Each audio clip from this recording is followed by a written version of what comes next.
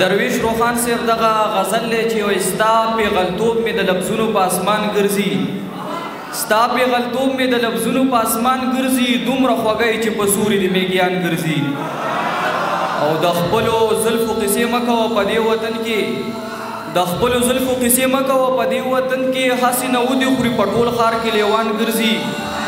او څومره خوږې خوږې سندرې له چناره راځي څومره خوږې خوږې سندرې له چناره راځي بچیه پرېږده چې په غرونو کې مارغان ګرځي او خپلو خوابونو ته مې وې چې رانه پاتې نه شئ خپلو خوابونو ته مې وې چې رانه پاتې نه شئ دلته د ژوند د بقا خلک څومره ګران ګرځي او څه ستړی ستړی اوړي راوړي ستا د زلفو په غر څه ستړی ستړی اوړي راوړي ستا د زلفو په غر هغه درویش روخان بیا ټوله شپه په ځان ګرځي د در صاحب دغه غزل دی چې وایي ما ویل په هجر به مې وجني په وصال مې وجني ما ویل په هجر به مې وجني په وصال مې وجني غمجن مې نه وجني جانان مې دی خوشحال مې وجني او د بوټي هغه خاخرې بشي چې له ټولو جګ وي د بوټي هغه خاخرې بشي چې له ټولو جګ وي حاسده ته به مې څه وجني خپل کمال مې وجني وایي د بوټي هغه خاخرې بشي چې له ټولو جګ وي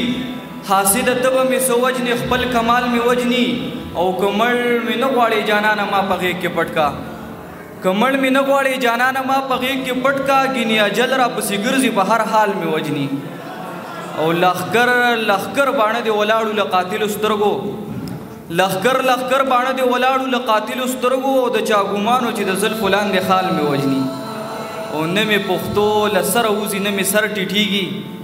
نه مې پښتو له سره وځي نه مې سر ټیټېږي ستا رټ جواب به مې څه وجني خپل سوال مې وجني او نه یې جمال ته ټینګېدی شم نه جلال ته درده د یار مرضي که به جلال که به جمال مې وجني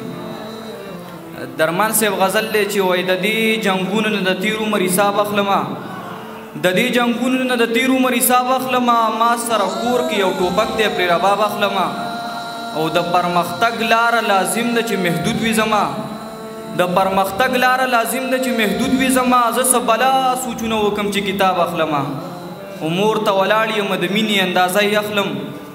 مور ته ولاړ یم د مینې اندازه یې اخلم لیونی شوی یم ناپونه د دریاب اخلمه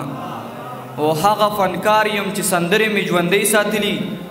هغه فنکار یم چې سندرې مې ژوندۍ ساتلي هغه فنکار یم چې داد په انتخاب اخلمه او درمانه هغه یو تصویر ته مې نن ډېر وژړل درمانه هغه یو تصویر ته مې نن ډېر وژړل هغه ولاړ چې یو زه ستانه ګلاب اخلمه مننه عبید منیري ته درخواست دی